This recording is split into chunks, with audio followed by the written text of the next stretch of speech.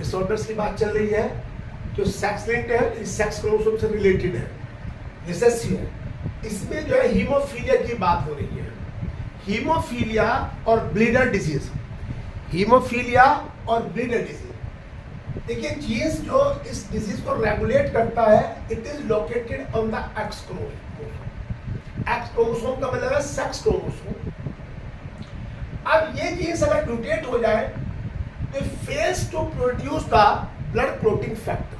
वो फैक्टर जो blood clotting के लिए जरूरी है उसको वो प्रोड्यूस नहीं कर पाता, जिसकी वजह से इस तरह के पेशेंट के अंदर जो हीमोफीलिया सफर है उनमें स्मॉल कट, अगर कोई स्मॉल कट भी लग जाए, that is also very dangerous and can cause the death of the person due to heavy और प्रोफ्यूजली ब्लीडिंग। यदि ब्लीडिंग बहुत ज्यादा होगी तो मर जाएगा बंदा। इसमें जो टाइप्स ऑफ हीमोफीलिया दो तरह का है, एक हीमोफीलिया ए है और एक हीमोफीलिया बी है। ये दो तरह के हीमोफीलिया हैं, haemophilia A and haemophilia B. देखिए हीमोफीलिया की जो डिजीज है ये रॉयल फैमिली ऑफ यूरोप उसके अंदर देखी गई और ये स्प्रेड हुई through the children of the Queen Victoria. Queen Victoria के चिल्ड्रन के थ्रू ये ट्रांसफर हुई because Queen Victoria was the carrier of this disease. She was not sufferer, she was the career.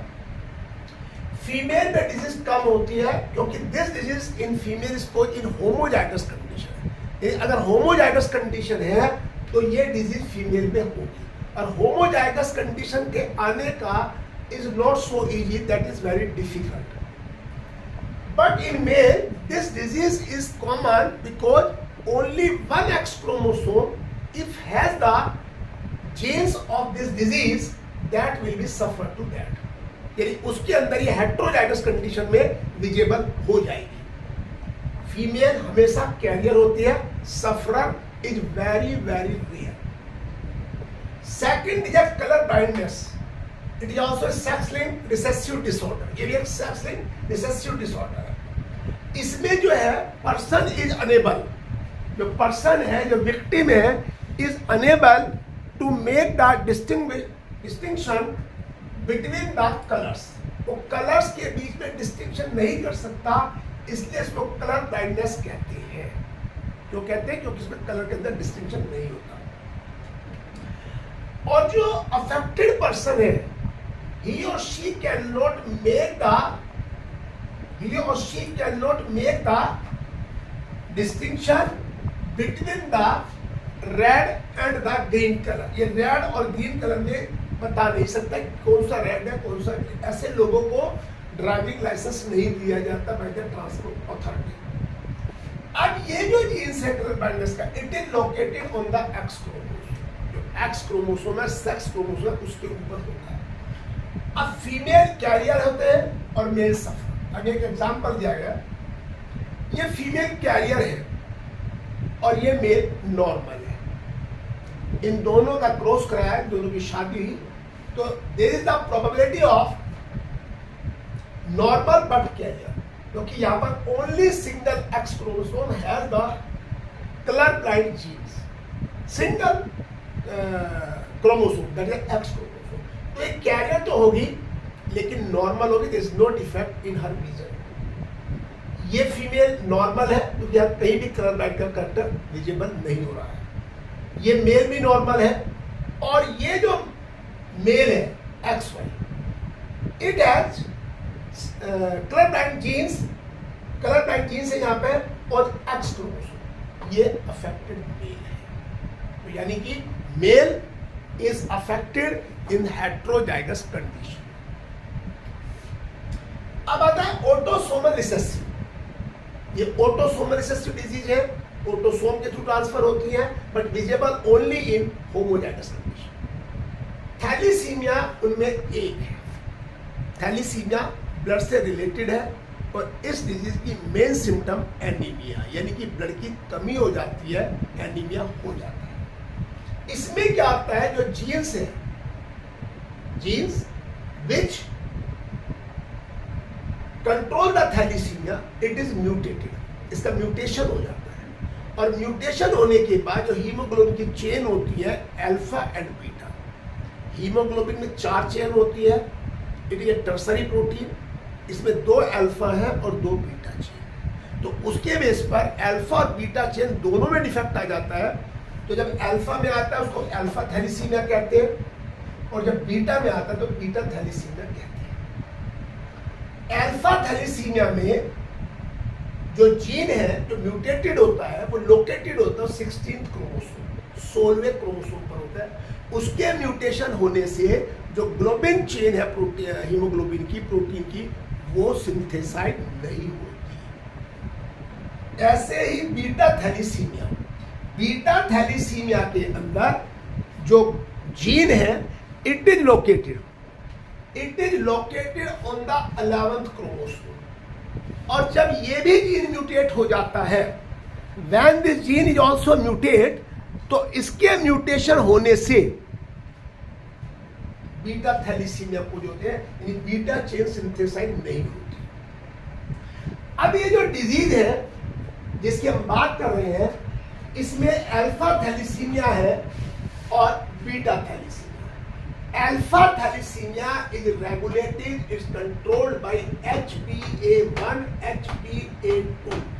ये 2 जीन्स आर हियर, और ये दोनों genes are located on the 16th chromosome पर present होते हैं। Beta thalassaemia is regulated by single gene HbP which is located on chromosome 11th, यानी कि 16th और 11th क्रोमोसोम जीन प्रेजेंट होते हैं, उनमें डिफेक्ट आ जाए तो यहाँ पे हीमोग्लोबिन की चेन सिंथेसाइज नहीं होती। इसके बाद सिकल सेल एनीमिया, ये भी हमारी एक ऑटोसोमल रिसेसिव डिजीज है। इसमें क्या होता है कि ये डिजीज पेरेंट्स से बच्चों में ट्रांसफर होती है। कब?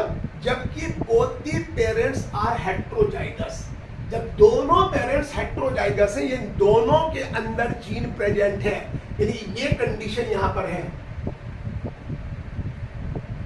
जब ये कंडीशन यहां पर प्रेजेंट है तो इसका मतलब ये दोनों हेट्रोजाइगस है, तो इनके जो बेबीज होंगी उनमें ये डिजीज आ जाएगी। देखिए जैसे यहां देखिए, ये हो गया, ये हो गया, ये हो गया, और ये यहां पे ये हो गया। तो ये सफरर है, होमोजाइगस कंडीशन है, ये मेल सफरर है, और ये फीमेल कैरियर है, और ये नॉर्मल मैन है। तो ये जो जीन्स है सिंगल पेयर ऑफ जीन्स है जो कि HbA और HbS से रेगुलेट होता है। जब ये होमोजाइगस कंडीशन हो रहा है, HbA का मतलब है नॉर्मल और HbS का मतलब है सिकल सेल एनीमिया। तो जब ये होमोजाइगस कंडीशन में आता है then it visible in the person और फिनोटाइपिक फॉर्म में विजिबल होता है। और हेट्रोजाइगस कंडीशन अगर होती है HbA एंड HbS, जब दोनों साथ हैं तो वो कैरियर कंडीशन कहलाती है। It is called a carrier condition. अब यहां एक बात देखिए कि ये नॉर्मल हीमोग्लोबिन की चेन है, नॉर्मल हीमोग्लोबिन की चेन है, और इस नॉर्मल चेन में यहां देखिए कि ये एक कोड है GAC, अनदर कोड है CTC, ये दोनों जेनेटिक कोड है। जब इनका मैसेंजर आरएनए पर ट्रांसक्रिप्शन होता है तो ये T जो है change into the E, normal condition है, TA में बदल जाता है। तो ये जो आपकी नॉर्मल हीमोग्लोबिन की चेन है, इसके 6th पोजीशन पर ग्लूटामिक एसिड प्रेजेंट है, यानी GAG code for the glutamic acid. जब ये कंडीशन है तो ये कंडीशन नॉर्मल कंडीशन है, it is a normal condition, sickle cell anaemia नहीं होगा। लेकिन अगर सिकल सेल हीमोग्लोबिन है, if here is the sickle cell haemoglobin, तो यहां देखिए ये दो जेनेटिक कोड है GTC और CAC। तो जब ट्रांसक्रिप्शन होता है मैसेंजर पर तो जो A जो है इट हैज बीन म्यूटेटेड, ये म्यूटेट हो जाता है, और म्यूटेट होने के बाद यहाँ GUG चेन बन जाता है। और ये GUG जो है कोड फॉर द वैलिन, ये वैलिन को कोड करता है और this valine replace the glutamic acid from the 6th position of the chain. जो 6th पोजीशन है जहां पे ग्लूटामिक एसिड प्रेजेंट है उसको ये रिप्लेस कर देता है और उसकी वजह से जो सेल है, जो RBC है, दैट्स बिकम सिकल सेल। और सिकल सेल का मतलब है उसके अंदर डिफेक्टिव हीमोग्लोबिन होता है और डिफेक्टिव हीमोग्लोबिन होता है तो ऑक्सीजन की सप्लाई कम हो जाती है। लेकिन ऐसे लोगों को बेनिफिट होता है, उनको मलेरिया नहीं होता because plasmodium which cause the malaria it doesn't accommodate in the RBC due to its sickle shape cell. Sickle shape cell की वजह से उसमें एक्कोमोडेट नहीं हो पाता, तो ऐसे लोगों को मलेरिया नहीं होता, ये उसका बेनिफिट। अब नेक्स्ट आती है फिनाइल कीटोन्यूरिया। ये भी आपकी ऑटोसोमल रिसेसिव डिजीज है। ये इनबॉर्न मेटाबॉलिक डिसऑर्डर, ये सिंस बर्थ का एक डिसऑर्डर जो बचपन से प्रेजेंट होता है। देखिए यहाँ पर क्या आता है, इसका जो जीन है फिनाइल कीटोन्यूरिया जो उसको रेगुलेट करता है वो 12th क्रोमोसोम पे प्रेजेंट होता है। लेकिन due to the deficiency of this gene, there is no synthesis of the phenylalanine hydroxylase. Phenylalanine hydroxylase एक एंजाइम है, ये क्या करता है, फिनाइलेलिन को टायरोसिन में तोड़ता है। It break the phenylalanine into tyrosine. काम खत्म।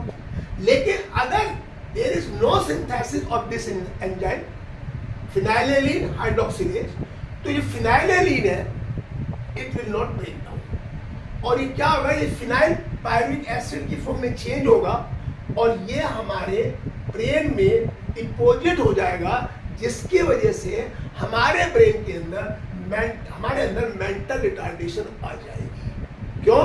क्योंकि phenylalanine is deposit is accumulated into the brain. समझे आप? Due to the lack of the enzyme. आप इस वीडियो को देखिए, शेयर करिए, कमेंट करिए और इसको सब्सक्राइब भी करिए।